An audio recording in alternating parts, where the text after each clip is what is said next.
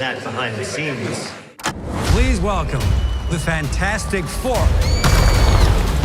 Fantastic Four, I've been a huge fan since I was a kid, and they are timely and timeless characters, right? They have been in publishing now for 60 plus years because they're great characters and their stories are great. They're relatable. They are the first family of Marvel. They were a bold and original idea to center a superhero family, to center a superhero team around a family is incredible. And I think that's why they're relatable and why artists and writers want to reinvent them every decade and why filmmakers want to tackle them. But the reason why I think this is interesting is that we are putting it in the 60s, in this retro-futuristic mid-60s on a different Earth where it's close to their point of origin. And they were created in the space race, during JFK and all that optimism and looking to the stars and imagining that with the right technology and the right heart, we can conquer anything. It's the same time that Star Trek is being created. They're very similar in that way. And so by putting them back in that space race time, we could get really close to that optimism and that idealism that's a part of their DNA.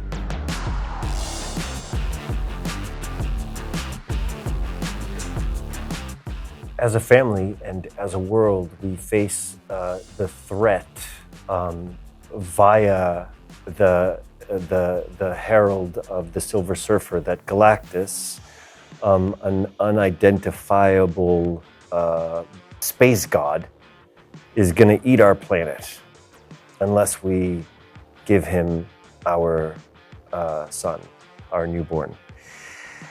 And so we are faced with, as a family, we are faced with an impossible choice.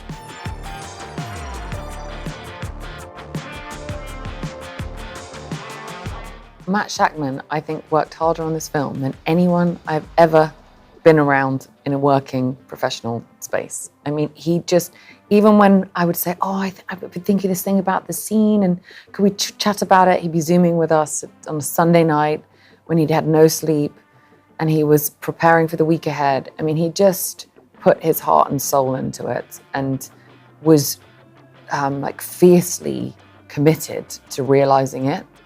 And, we were taking care of our little individual character trajectory as well as our family one, but he was taking care of the entire whole, the whole picture, including, when we would go and do the big sequences like the birth, he would have mapped that birth out for 2 years in advance in his mind and how cinematically he was going to realize that, whereas we joined his vision. And I'm so grateful for his unbelievable discipline because he didn't, there wasn't 1 second that he wasn't living and breathing this movie for us, on behalf of us. And yeah, we just got to be like the embodiment of it within his vision. Wow, here we go. This is very, very cool. 1, 2, 3, off we go. This is Herbie. Meet Herbie. He is Mr. Fantastic's robot assistant. He's a very, very special character. Herbie's actually operated by 5 different people. Somebody operates his head moving, so back and forth. Hello. Someone's on the eyes and the nose, mimicking a cassette tape. Look at that little nose moving. Gives him real character. And then someone is on the arms. Hello, arms. And someone's actually operating the fingers. Each individual finger. How cool is that? There's a fist bump. Yeah. He is a cool little robot. Herbie! Having a practical Herbie just felt like having another actor on set. I was very excited about Herbie. The reality of how big of a character he was going to be just grew and grew. He pretty much does everything that we'll see him do on screen. There's just something about Herbie, I kind of fell for him pretty quickly, and they're so cute. I felt like we had a shorthand. I felt like Herbie and Ben maybe spent a lot of time together. They were homies in a way. I believe in practical wherever possible. If you can build a set, if you can have things that are real there, it fools the eye. It fools the audience. It's better for the audience. It's better for the actors. It's real. It's better for us as filmmakers, to film things that are really there. You come up with more interesting shots, more interesting ways of telling a story. And I've also learned over the years, like working on Game of Thrones, that if you have something real in the foreground, that dragon will be believable behind it. And if everything is synthetic or CG or created in a computer, it's harder to prove that. When we had the Silver Surfer come down into Times Square in the movie. That was a 2/3 scale Times Square set built on the back lot of Pinewood with 500 extras in beautiful period clothing by Alex Byrne and her team. A Fantastic car, the 4 Fantastic Four actors. She was on a lift 30 feet in the air, standing on a surfboard with a microphone and her voice booming out over speakers. The only thing that was missing is that she wasn't silver. But pretty much everything else was there. And that was great for us. That was great for her. That was great for the actors, great for the background performers. It really felt like the Silver Surfer had come. And I think there's no substitute for that. I saw stars and I could see me in her face. Yeah, I think there's a sense of control, but also never showing that, she's losing control. Because it's like life or death, because I feel like, she works with Galactus, but she can't ever show that or feel, in front of people that it's life or death. So always trying to maintain that cool in a way. Even though it's not cool. It's the opposite. What's the plan? I'll get a charmer. Last question. So the surfboard, is that part of your body or is that...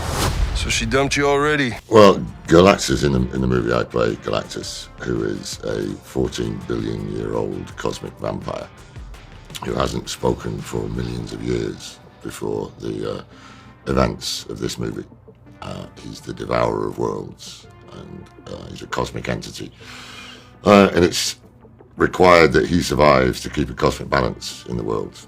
And he survives by devouring planets, making them into this lava smoothie that he injects intravenously into himself. So yeah, he's the devourer of worlds. And unfortunately, the Fantastic Four live on a world that he is about to devour. So yeah. In this situation, he's a very bad guy, but he is just a cosmic force. Every second of Ben's day is defined by his physical constraints, and he is in this casing. He's very much a man inside, but the way he goes through the world is as kind of a monster. And so I think he is always, in a way, trying to assert and project his humanity, and is never fully satisfied. He never realizes and feels fully at home in the world. What time is it, Ben? No, Johnny. Say it! I don't want to! All 4 of us wanted to bring as much humanity to it as we possibly could. You just find these little things that help tell the story. We will defeat this together. As a family. We really mind all of the nuances, all of the intricacies of these very, very human relationships. I think we'll be family forever.